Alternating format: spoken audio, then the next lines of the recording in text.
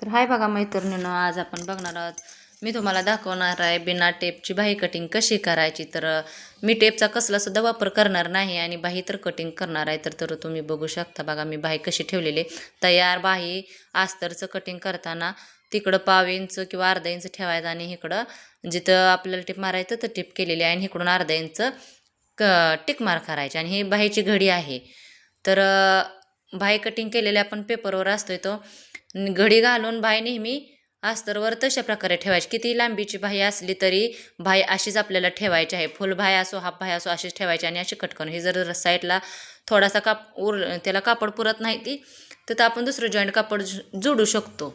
तर बघा मी कशी बाही कटिंग केलेली आहे. टेप घेतलेला आहे का इथं बिलकुलसा टेप घेतलेला नाही. तर बाही कटिंग केलेली आहे बघा मी आणि इथं जॉईंट आहे ते आपण कट करून घेणार आहोत.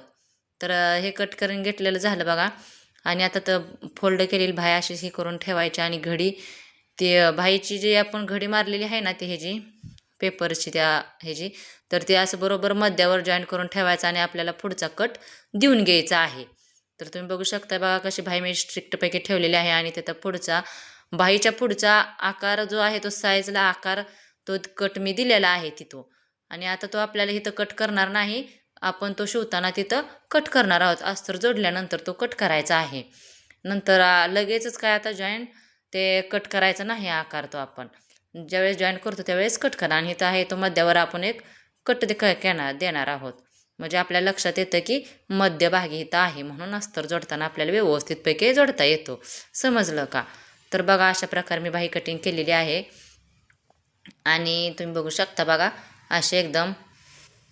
आणि तशाच पद्धतीने मी पेपर कट करून घेतलेले 36 साईजचा ब्लाऊज आहे हा. आणि सगळे पॅटर्न ब्लाऊजवर त्या अस्तरवर ठेवायचे आणि आपल्याला खोडूने असं आखून घ्यायचं आणि कट करून घ्यायचे आहेत बघा पीस हे.